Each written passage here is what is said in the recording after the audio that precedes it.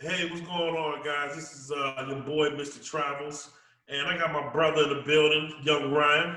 What's going on? What's going on, man? Hey, what's going on, man? Hey, I ain't seen you about 2 months of Sundays.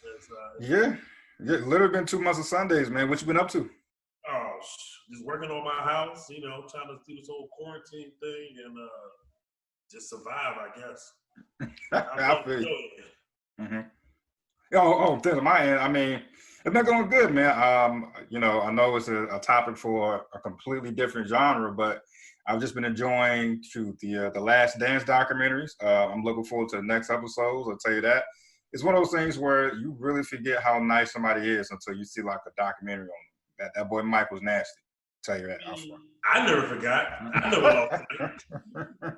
I mean, you know what I'm saying? I'm a Mike fan, you know what I'm saying? I grew up, in the 80s, you know what I'm saying? So for me, I mean, there is no other, you know what I'm saying? Like, he is it, you know what I'm saying? And especially being born in St. Louis, Mhm. that was the closest basketball team was, the Bulls of Chicago, 6 hours away.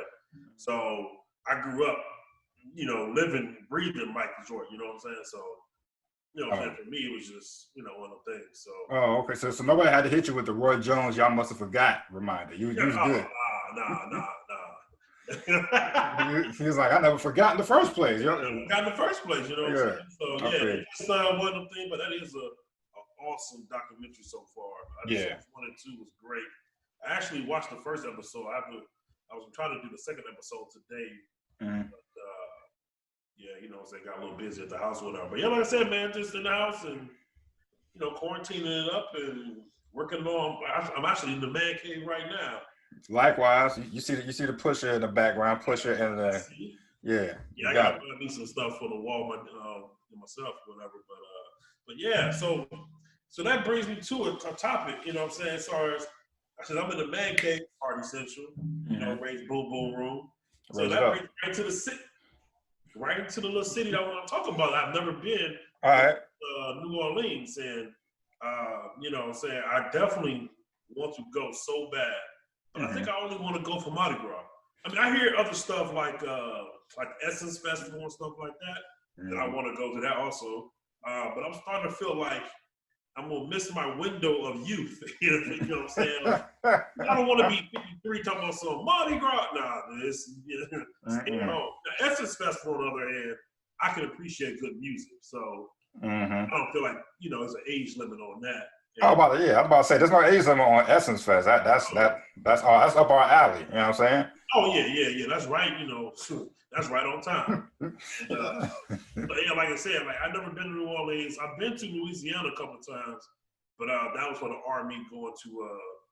I'm not sure what the city is, but I know it's down in southern Louisiana. But yeah, so tell me about New Orleans. Oh well, yeah. Well, just a precursor, like before I even get into how my experience was, like I definitely want to go to Essence Fans myself.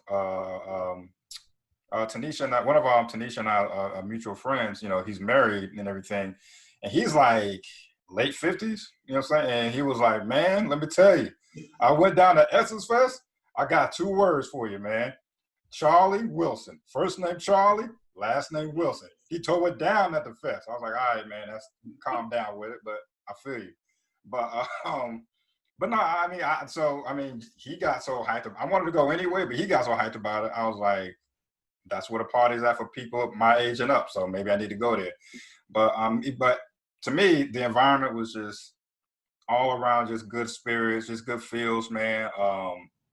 Goodness, man. Like I didn't even go for Essence Fest or Mardi Gras. I just went just off the humble. Me and my wife went there for about a good week, 4 or 5 days. And it's very true. Like you hear the saying, certain place, like Southern, you hear the stereotype, which I think is a true thing. So maybe not necessarily a stereotype, but like when you talk about Southern hospitality, man, that New Orleans is definitely has a good down home Southern hospitality feel, man. We stayed at the Marriott right on Canal Street. Okay. So we was right there, not where all the action is, but we're literally walking distance, from the daggone French Quarters, you know, Bourbon Street, all of that, you name it, man. And this is a good, like, you talk about, people use the, word, the word vibes, loosely and all that stuff. Now, New Orleans is definitely a vibe, man. Like, you don't have to go specifically for Essence Fest or specifically for Mardi Gras.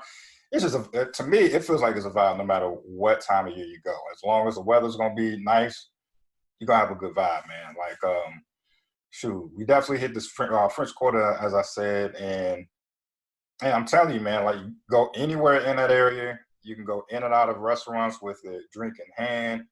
No worries, no bothers. To me, it has some, as far as the environment goes, it definitely has some diehard sports fans there. I'm talking about. Oh yeah, the Saints. Oh man, I'm talking about LSU. You're about to say like New Orleans and the Saints. We happen to be there to soak up what the weekend was like down there, especially in that busy downtown area. Man, everywhere you go, Saturday, it's LSU jerseys and all type of merch everywhere. Sundays, mess around and you got the Saints merch everywhere. I remember, I think, on Canal Street, I think, I want to say, a viewer can correct me if I'm wrong, but I want to say there was like a TV. They had TVs in the daggone Popeyes right there, like for people could just watch, like, like corner or something like that, sit down and watch. And, well, whatever restaurant I was in, I want to say it was Papa's, though. I remember I was there, and, of course, they had Saints playing on good old Sunday afternoon football. And somebody was just, I asked a dumb question. I was like, cause he didn't have a jersey on, but he had that he had that, heavy Southern juvenile accent though. And so I was like, so there's no telling, so there's no guess who you rooting for. He was like, yeah, I'm rooting for that Drew Brees, baby. You know what I'm saying? I was like, all right, that's cool. That's what's up. Baby. Yeah. I know I embarrassed myself, but just a whole Southern New Orleans accent came out, man. It felt like either if it was a white guy, he had that Bobby Boucher type of thing going on. Black dude, he had the juvenile type of thing going on with the accent. It was love though, and that's another thing about it. Like people they just show love down there. Once again, which is why it's just good Southern hospitality vibes, man. And so as far as the environment down there, yeah, once again, diehard sports fans, Southern hospitality to its fullest, and good food, in my opinion. My wife would say different as far as French Quarters. She felt like the French Quarters was kind of like a tourist trap. Oh yeah. So she would, a small side mission or side adventure that we had was, at some point we were on like a somewhat never-ending journey for some good, genuine oysters. Okay. And sounds gross. yeah, I mean, I'm not into it. You know me. I love seafood, but I love my certain narrow niche of seafood. The shrimp, fish that doesn't have eyes on it, all that type of stuff. That's my niche. Yeah, you gotta take the head off. Yeah, take the head off, all that. You know what I'm saying?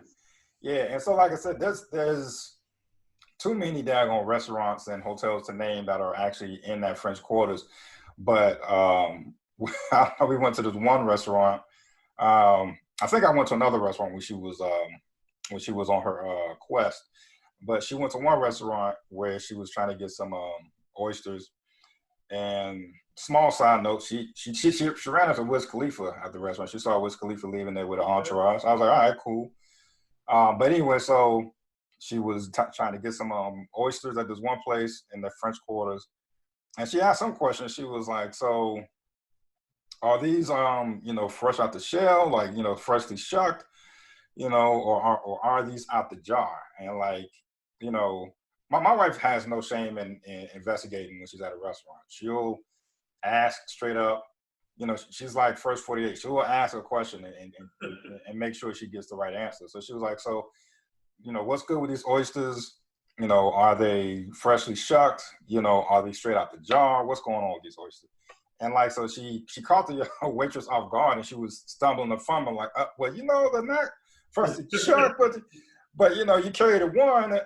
And so she's like, okay, that answers my question already. But she's like, you know what? How about I just let you try one? And of course, Tanisha tried one, and she said it was disgusting. So she said, this is clearly out the jar. This is watered down. This is not what's popping. And you can And tell. Okay. yeah, apparently she could tell, so she should be on like Hell's Kitchen or something. Yeah, I see. So as far as the food goes, like I said, I mean, I eat simple food where it's like it's good enough for me in the quarters, or it's good enough for me outside the quarters. It's cool with me. But so if you're a foodie, you probably you want some really good, genuine food that's not a tourist trap type of thing. They got some restaurants, in the radius right outside of the French Quarters that were pretty good. It was I regret that it was a few years ago, so the name escapes me. But we went to this one fairly upscale seafood restaurant.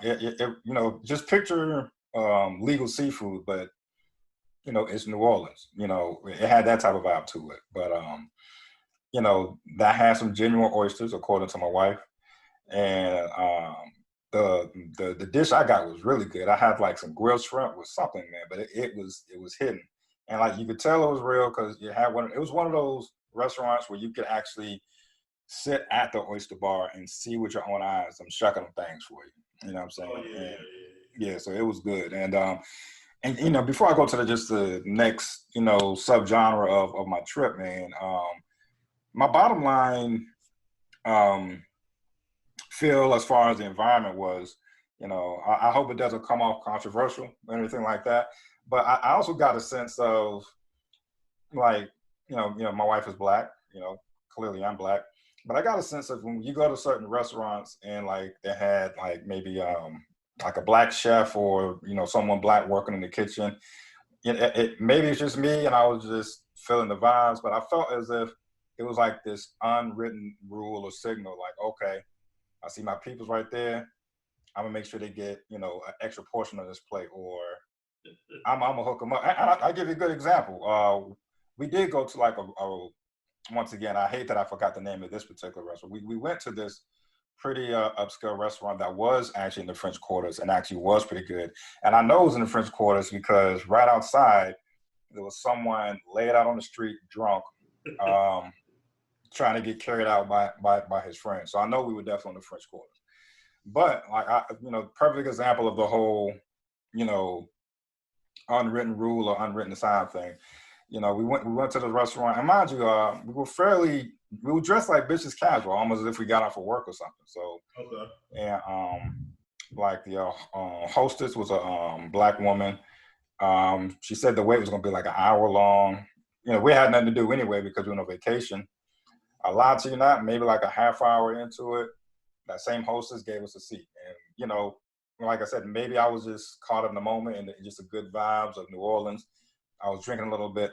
But once again, call me crazy. I just felt like there was certain small hints, if you were paying attention, that, they people were looking out for us down there as far as just the experience, everything down there. So the environment overall, good vibes.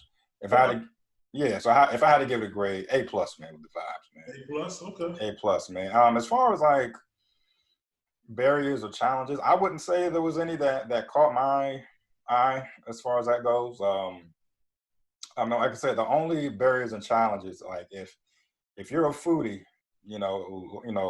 if food is one of your main attractions when you travel to try, what are you guys known for? That's what I want to try. Yeah. Definitely don't fall for the hype for the food in the French Quarters. Like I said, it's a good vibe, good environment. It feels like a party 24/7 when you go to that whole area. Mm-hmm. But once again, my only challenge or barrier is that if you're a foodie, don't fall for the tourist trap and think the best food is going to be in that French Quarters area. Also, we know that New Orleans is known for some beignets, so we definitely our second side mission was to find some banging beignets. We went to Cafe Beignet. I swear, we waited in like a line that wrapped around the corner. And it was probably about a 30, 45-minute wait for beignets. We're not talking about a full course meal. We're talking about beignets. Yeah, You know what I'm saying? I don't think I would have did it, but but maybe I don't know. Like I said, because I mean, yeah. I plan on going to New Orleans, so I may be one of those. Mm-hmm. I want to get it while it's hot.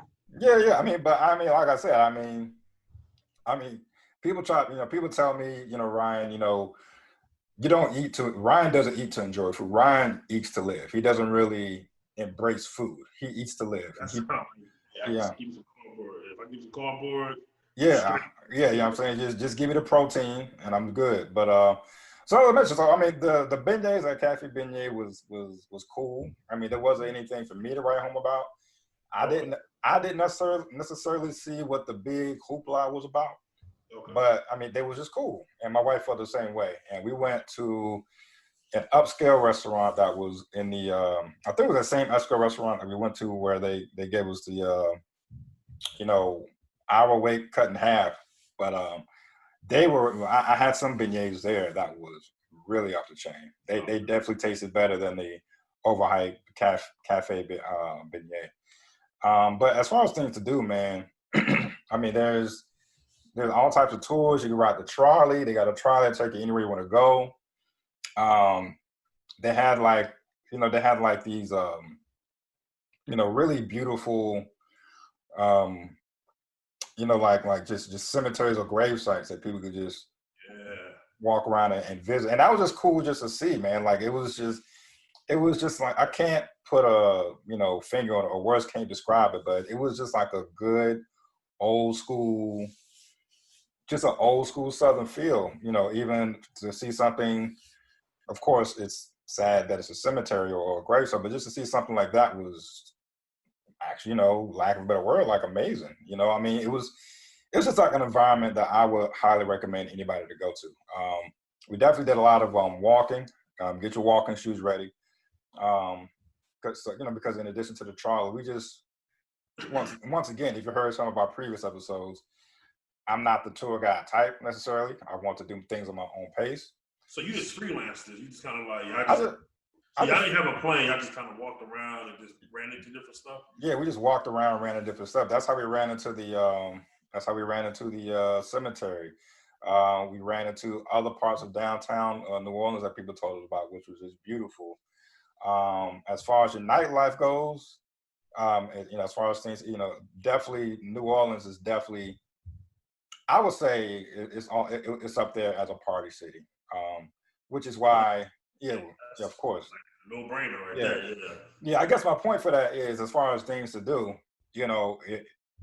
definitely if you're in the nightlife, that's definitely a plus for your New Orleans. But I also bring that up, in the sense of like even we're both in our 30s, mid 30s. So even if your nightlife isn't your thing, you may want to go to the Essence Fest just so you could soak up all that good Southern hospitality, New Orleans vibe, man. It was just beautiful, man. And we drove by the Smoothie King arena and the Superdome where the Saints play. Yeah, that was just good to get, just good to see, man. We and actually it sounds more like a food review more than anything, but people call me crazy, but I also just because it says Louisiana Kitchen, I had to try the Popeyes down there, and and hey, New Orleans Popeyes is way better than any Popeyes in America. I give you that off right. Like it's a different, more unique taste to it. It doesn't taste like the ran down clones of these other Popeyes. So Okay. yeah, so I'm saying it It should sounds. be. It should be better. I mean, like I said, most places that I find Mhm, that own a certain drink, food, or whatever, mhm, always better. I don't care if it's Philly, for Phillies and mhm. Chicago, or for pizza, or like New York, the Brooklyn pizza, all that stuff. For me, it's just that's where it's at. So that was like the birthplace, or what I'm saying? Like that's where it really originated and perfected it. Right. Everywhere else is just trying to copy, imitate, whatever. Yeah, the Even though clones and stuff. Popeyes is a franchise, Mhm. I still feel like it's probably going to be just a little bit different. And I would imagine even the menus might be just a little bit different, maybe. I don't know, but Mhm. because I've been to certain restaurants, fast food restaurants across the world that have different stuff on the menu. So, Mhm. but yeah, like I'm surprised. Like, so did you eat any like strip po' boys or anything like that? Not this guy. My wife did. She said she enjoyed it. She ate it. Even with matter of fact, but I'll tell you what I did do as far as what I did eat. Correct me if I'm wrong. I mean, I'm sure if a viewer leaves a comment or something, they could correct me. But I want to say this place was either approved by like Food Network. I mean, it was either covered by Food Network or it was covered by Oprah. But I did go to a soul food restaurant, which was outside of the French Quarters. You know, after the first few days, we got outside of that whole tourist trap thing. And we went to this, we kept hearing about this place called Mother's. It was like, yo, if you really want some real good Southern cooking, you know, outside of Popeyes, you need to go to Mother's. Go to Mother's for that. And so I went to Mother's, and they weren't lying. I mean, I kept it simple. I got me some straight up fried chicken with like a side of mashed potatoes and like greens. Sound like about $35 a plate. That's the thing. I mean, it wasn't that bad. I want to say maybe it's like 15, something like that. Yeah, so they hit you across your head because most soul food restaurants I go, they be like $75 a plate. 75. Like my people, come on now, what y'all doing? Yeah, it's like I'm putting money in the community. You gonna hit me like this? You know what I'm saying? They over here bust me across my head for some waffles. But yeah. Are you free for some waffles? Yeah, like you bust me across my head for some waffles. Oh snap! But like even the environment at the Mother's, I don't know. If, it reminds me of this other place called. It's like a greasy spoon type of feel to it. But you know, like a old school kitchen thing. Mm-hmm. But I don't know. The environment was cool in Mother's too. Like it was one of those environments where they're not rude, but you got to keep it moving. You got to know what you want when it's your turn. Like they don't play those games. Oh, like, yeah. I mean, you should be starting looking like, especially when you have time to think about, or you know, or you can see the like the menu. You can actually read and be like, okay, kind of get your mind going. Like you should already. I'll be like this, man. I don't care what soul food restaurant it is. You should already know if you want fish, chicken, pork, beef, you know, whatever. You should already have an idea of that. Now, granted, there might be different variations on how they prepare it, but like vegetables, you want string beans, you want okra, you want vegetables. You should already kind of have a mindset of what you need and what you want. You shouldn't be like, hey, do I want chicken? Or do I really want beef? Or come on, man. Like, just get out of the line. Yeah. That's what you're saying. You know, and a lot of places already have online menus. Yeah.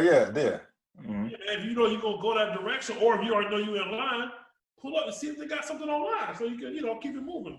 Yeah. So So that's what I'm saying. Like I want to be clear. I mean, of course, I knew what I wanted once I got in the door and I saw the menu. I was like, they got fried chicken. Bet that's me. But that's what I make clear. Like it was one of those places. You know, like you go to other restaurants. You know, like your Chick-fil-A's or your Hardee's and stuff like that. They got to be. It's almost like they'll go out their way to show that they're patient, or go out their way just to show that they're not rude or something like that. And that's the thing. Nobody was like rushed, but just that energy was like, all right, what you want, you know, type of thing. So, you know, if you're nervous, you might be like, dang, you know, I don't know, do I want this? So you gotta, you know, it was almost like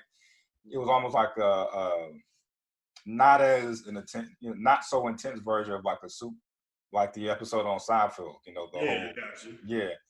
And so, but I liked it. The food was banging.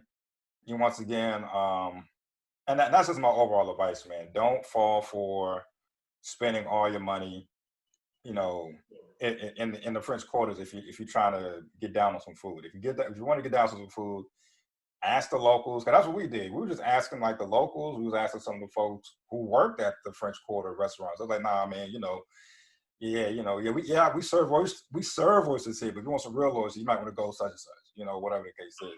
Yeah, so I mean, it was just real dope. Yeah, it was just real dope, man. Like I said, I know how we talked about the Vegas episode, and I was like, if you went once, you probably don't need to go again. But New Orleans got such a good, you know, down home Southern hospitality feel. I want to go back. For like an Essence Fest, or I think Mardi Gras might have came and gone for me, but at least I want to go to like an Essence Fest, or just I would definitely just look forward to go to another event of New Orleans and just soak up all that vibe again. Like I think I'm gonna try to do it next year. Maybe try to go to Essence Fest or something. Okay. Yeah. I mean, it's dope, man. I heard you get them tickets early. Mm-hmm. But I know, like, so for me, like I said, I've never been to New Orleans, but, I've been to a lot of places. I think, based off of what you just told me, just sound like a lot of eating. You know what I'm saying? Yeah, I know it sounds like a food review for me, but yeah. Yeah. Which is cool because some people like to eat, you know what I'm saying, or whatever. So, especially if it's a place like New Orleans that is known for food, you know what I'm saying? Different types of, seafood, whatever. Oh, seafood and chicken, I guess. So, so yeah, man, that's cool. Like I said, I like to eat, you know what I'm saying? Especially if it's, if it's good and whatever the price is, you just pay it, whatever. But I definitely probably would have to seek out some type of museums or some type of structural, like, architectural sites or something like that. Yeah. Even if I got to venture off, or if I got to take like a like swamp tour or something. Yeah, swamp tour or something. I mean, that's the type of stuff I like. I mean, the food is cool, but I definitely would have to, like, because there's only so much time you can spend on, say, your Bourbon Street, your Canal Street, especially if it's not a festival, in my opinion. I feel like, you walk down there a couple times, morning, afternoon, evening, whatever, so you can see all the vibes throughout the day. But once you do that once or twice, what else you got, right? Let's try to get some tours on. So that is one of the cities. That is a city that I will be going to. I don't know. I mean, depending on what the state of America is next year or later on this year, catch a football game or anything. You know what I'm saying? Just to see, because I think for like going forward, like visit places. I'm gonna try to visit places when they either have a festival or when they have, just to knock it all out in one shot. If I don't feel like I need to come back. Yeah. That's how I did, let's say, like Dublin. When I went to Dublin, I just went for St. Patrick's Day. We'll talk about that on a future episode, but, it's like, have you been to Ireland? Yes, I've been to Dublin. Okay, but I went during St. Patrick's Day. Totally different vibe probably than if I just went on a regular weekend during the week or whatever. Yeah. I got a lot of friends from Louisiana. I'm in different cities, Shreveport, Lafayette, New Orleans, of course. Yeah. Baton Rouge. So they're like, it's like their own little countries because they all either talk differently or they act differently. It's almost like Baltimore, D.C. Like, hey, you from where? Oh, yeah. So, yeah. That's wild to me. Yeah. In the same state or whatever and just be totally like, just different. But I guess that's a good thing too because they have your own little culture. Yeah. I definitely want to see New Orleans. I definitely want to see that, and I'm glad you shared that with me, whatever. And I understand your wife was supposed to be on the show, and we could have got her perspective. But like I said, we got many more to come, and we might be in New Orleans, future episodes, so she can come and give us her perspective. Oh yeah, absolutely. She definitely come back. And that's one of the pros and cons when it came to. At least that's one of the pros and cons when it comes to my theory, I guess, of vacationing. Sometimes I'll just be focused on one type of thing, and this trip it was just, hey, I keep hearing all the hype about the Southern cooking and the eating. Let's do some restaurant hopping, and that's the bulk of what I did. I mean, of course, we enjoyed the nightlife. Yeah. Just we never go to a club necessarily. We just chilled out on Bourbon Street. I heard a lot of like this Bourbon Street has a lot of like bars. You can just bar hop. Yeah. So what I'm saying, clubs are played out anyway. I mean, my opinion. Yeah. I wouldn't go to a lounge or a bar any given day. But did you guys hit any type of blues or? Oh yeah, blues. Like blues museums. Sorry, with blues like bars or whatever. Oh yeah, man. Yeah.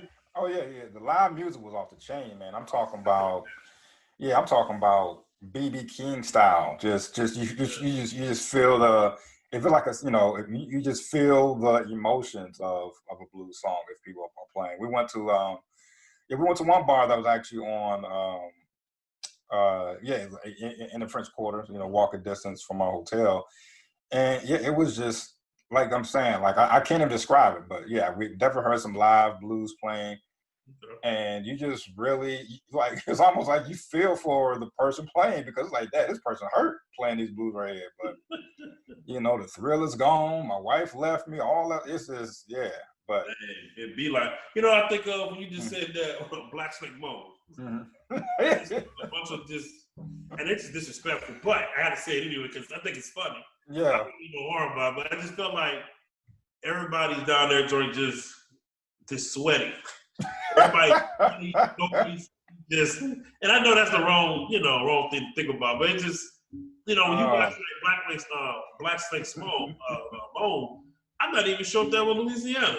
I'm not sure. I can't remember. But it's somewhere in the South. And all I know is I was thinking like, damn, after the movie, Samuel Jackson got a white beater on. Like, yeah, but you know what? You might be on to something. Can you remember when Juvenile's first video came out? Huh? That's it.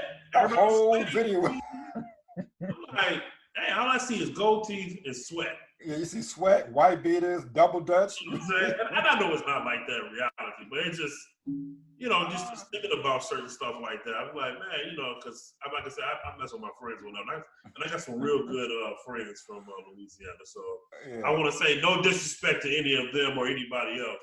I just, just one of those comical things. Whatever. I mean, but hey, it was pretty humid out there now. Don't get it twisted. Oh, I bet it is.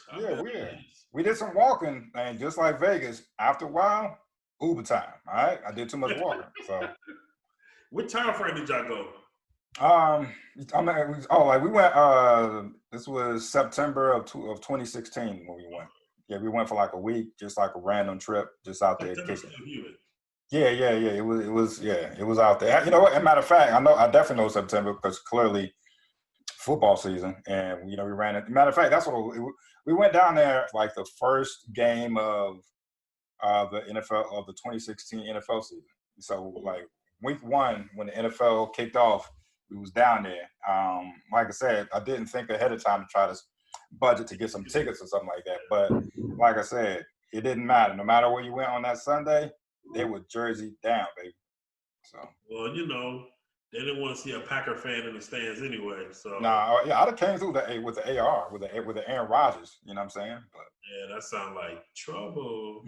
Like, don't be raised about this seat because it's gonna be trouble. Yeah, trouble. So, but yeah, that's what's up, man. Like I said, it's definitely on my hit list. I'm actually getting my my cities and countries list together. Mm-hmm. I'm just itching to go somewhere, man. It just feels unnatural for me just to sit in this house or, just like can't even go anywhere. I can't play. For the last several, 5, 10 years, I just been planning and execute. Yeah. So, and now it's to the point where it's like, you don't know when you'll be able to go somewhere. You don't know.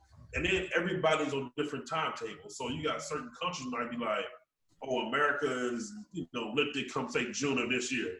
Well, we ain't gonna lift it till next year, whatever. So, it really does suck a little bit, but and I mean, it's very important to be, on lockdown. So the stay-at-home thing is real. So I'm not gonna knock it. It's just one of those internal, like, man, it sucks, man. I really want to go somewhere.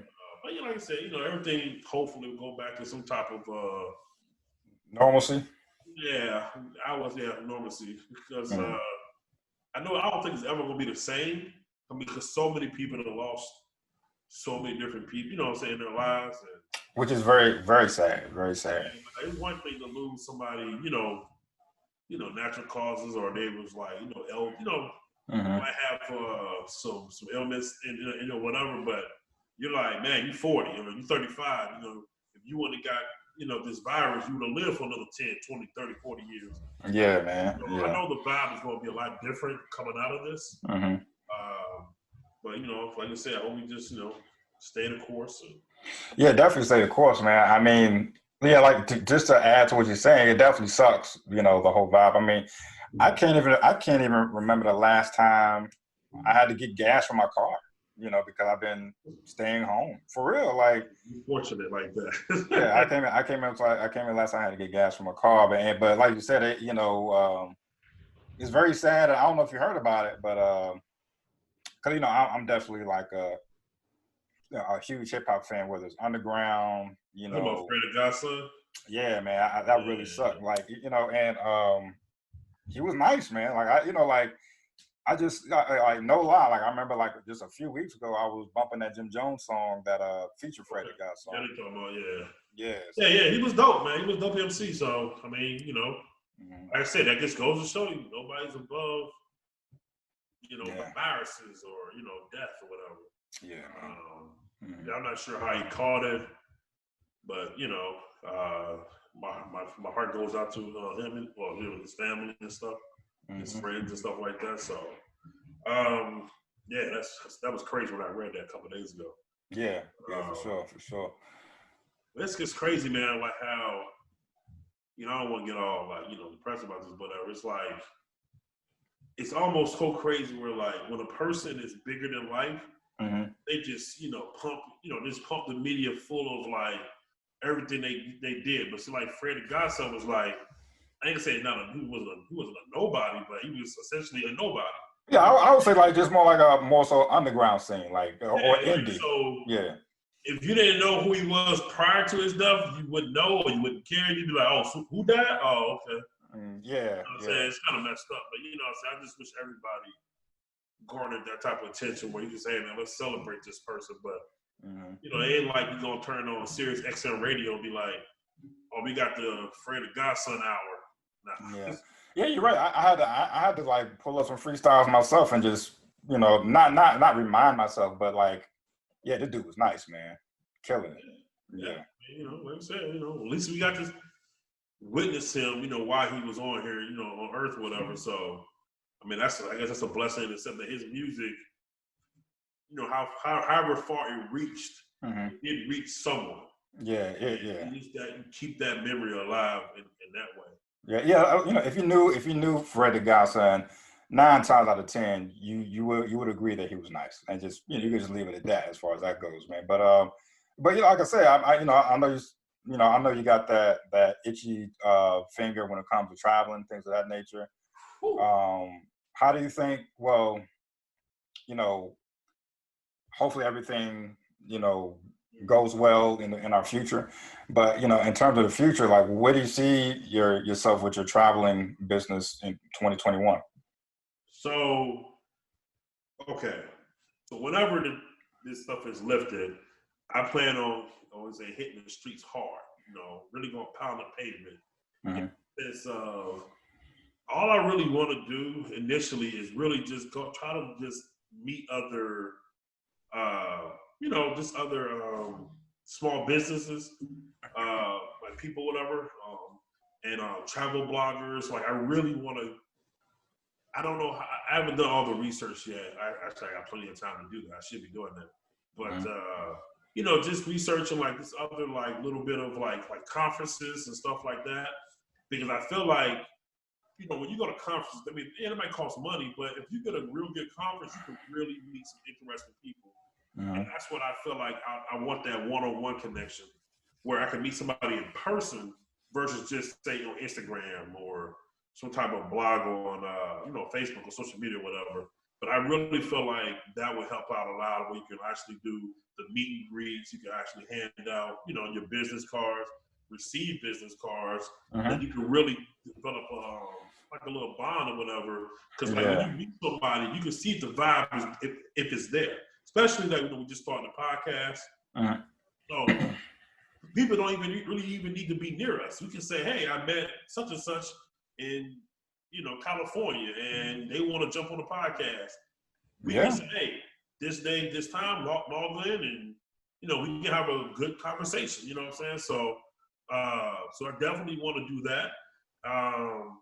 Also, as far as the podcast goes, I would like to actually start shooting or filming on like locations. So, if you are interested or you got time, and we can say, hey man, it's even if it's not a conference, but if it's like just a small trip to wherever, they say, hey, we're gonna like record while we're there in the hotel room, or we might find somewhere, on the street somewhere. I don't know, however it works out. And we can just do like a live, thing there. Yeah. And just to show the people like, hey, we really do We do this. Yeah, we really do this. Like we really take pictures, we really travel. We really about that lifestyle. Mm-hmm. So that's some of the things as far as that goes. And also like I want to probably start increasing my travel budget because I mean I have to travel to have content. So that's definitely going to be something I really have to get serious about. And I guess I just picked a hobby that's real expensive, Mm-hmm. real expensive and time consuming. So yeah, I definitely want to get serious about that. That budget traveling, but still have a good time, see everything I want to see, do everything I want to do. And then I guess by the end of next year, I want to start selling merchandise. My T-shirts, even like mugs, maybe. Pictures. If I become good at taking pictures, I might take some good photos where I can say, hey, if you like these photos, I can get them done for you.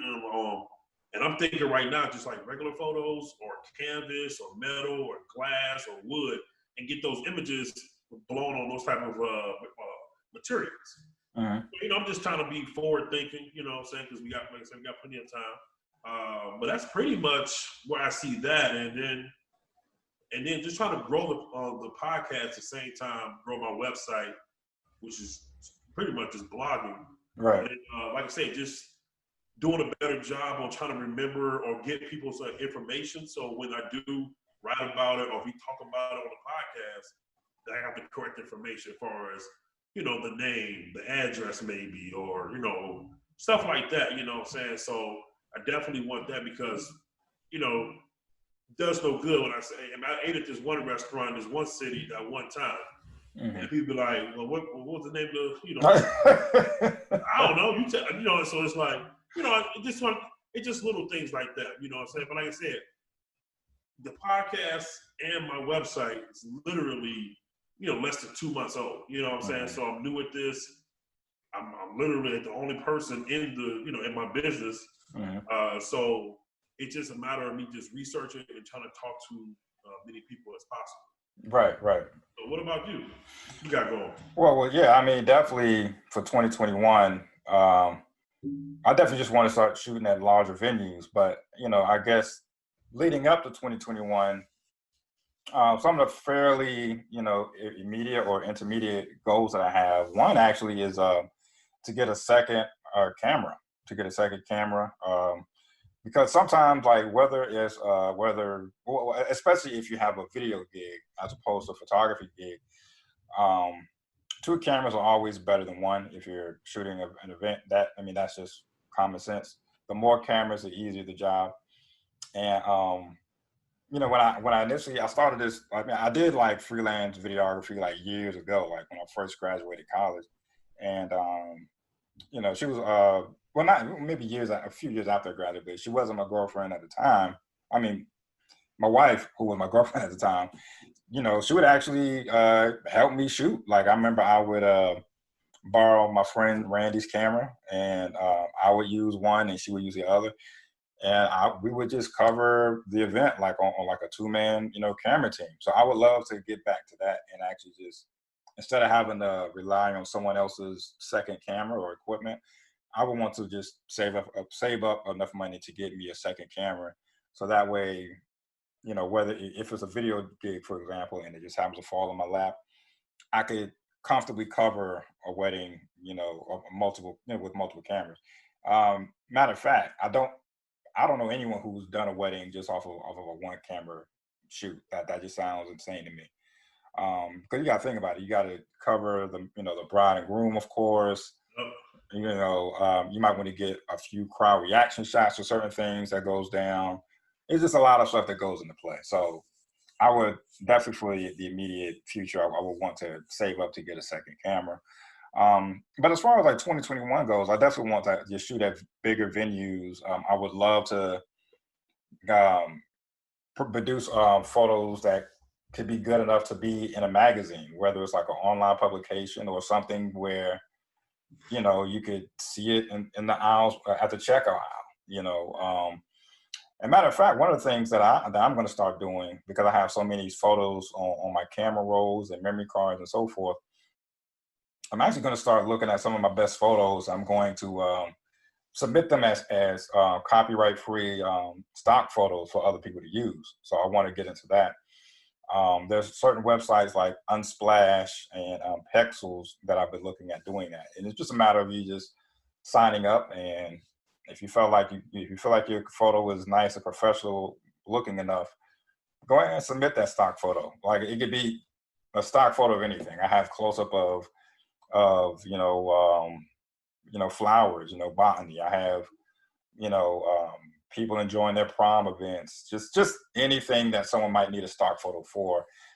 Yeah, I mean, like I said, I just want to see, almost like a bragging rights thing. I want to see if some of my photos are good enough for someone to find useful in whatever video project or example they want to show. Okay. But yeah, I also feel like networking is key. I totally agree with you in terms of doing some research about some type of podcast conferences that may be going on, or for that matter, just networking. Period. I know. I want to say roughly a month ago now, I actually attended the All Deaf Digital Conference. That was 100% virtual, of course, and it was so dope. Like they had like a list of their scheduled events, and you could pick people's, you pick some of these online personalities' brains about how how they got so good at marketing themselves when it comes to social media, how they got so good at branding themselves. And in between those different forums and schedules, you could actually network with other fans of the All Deaf Digital team. And that's what I've done. I've networked with a few people, and I think I told you one time. I remember just off that one event, I like, of course, in the grand scheme of other people's Instagram accounts, it may not be many, but just off of one day that took like maybe, I don't know, an hour and a half of my time, I like gained like 50 followers just off of. That's big. That's Yeah, just off of networking with other people who find All Deaf Digital to be dope like I do. So I just want to get more in tune with networking, as well as getting my work out there, and which is why I feel like just maybe promoting some of your photos as free stock photos could maybe be like, oh, you know what? Just if you use this photo, you don't have to pay or anything. Just give credit to the photographer, yeah. Ryan Poole. This is his shot that he did. So I just want to see if I get credit for some of my photos that I find, attractive or just find appealing to the eye. And I definitely, the ultimate goal is getting our podcast big. Maybe not in 2021, but I want, to your point, not only would I would mind shooting on location, like go in a hotel for like a podcast, not like an Essence Fest.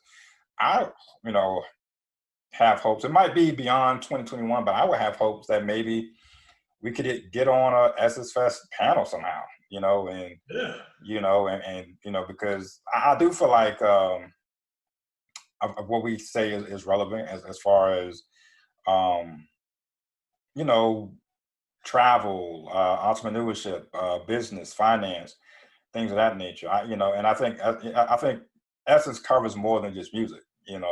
From the schedule that I've seen in the past, and so when I look at that, I just have high hopes and just think, why not us? Why not me and Preston? And I would definitely want to get in that same field of selling podcast merch. Whether it be a shirt of some sort. Yeah, we definitely gotta get some shirts made.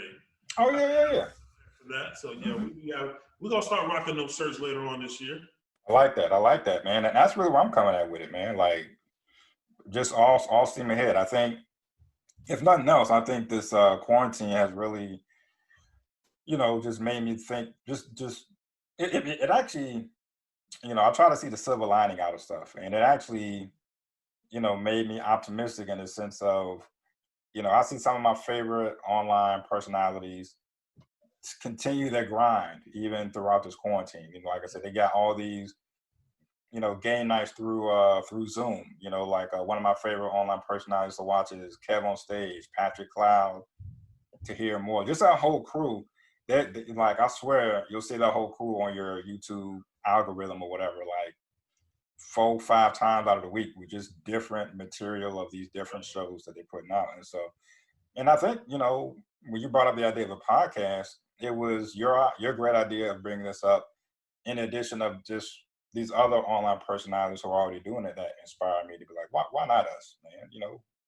Yeah, I mean, everybody starts from somewhere. I mean, everybody's not born famous and like, oh, you know, I immediately got 1 million followers. Yeah, of course. And, like, you know what I'm saying? Like, you know some people, I know some people, and I feel like the more good content we put out, you know, the more our brand will grow. And like I said, I'm here to help you out, just like, you know, I'm sure you're here to help me out. And like I said, like, you know, I want to be a better photographer, take better shots and stuff like that. So that's like, you know, you getting a second camera. Well, I wouldn't want to mess up your, you know, the actual gig. But if you get a second camera before I get my camera, I can literally say, hey, man, let's go out to a park.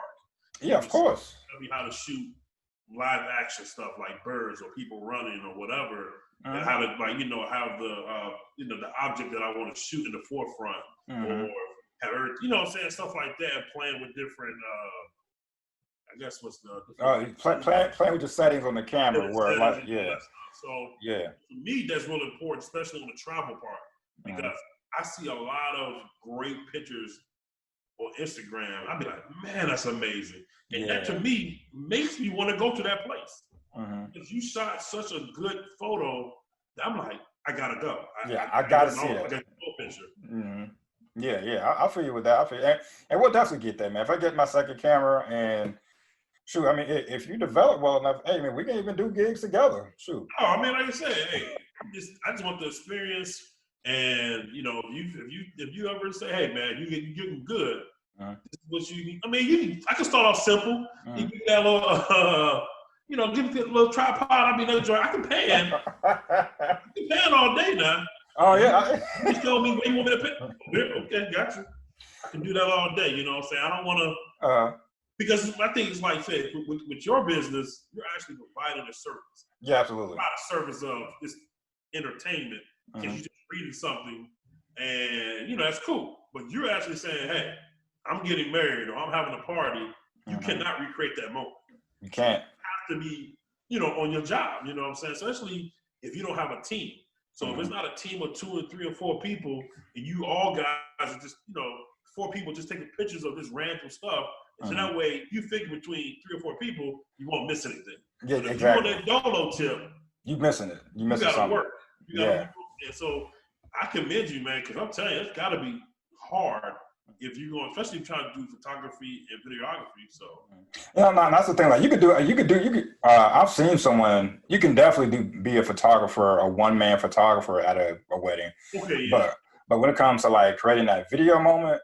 Right, it can't actually happen. And to your point, that funny example you gave, that was literally like the role of my wife. Like we had a 2-camera setup. I'd be like, look, you just stay here with the camera on the tripod.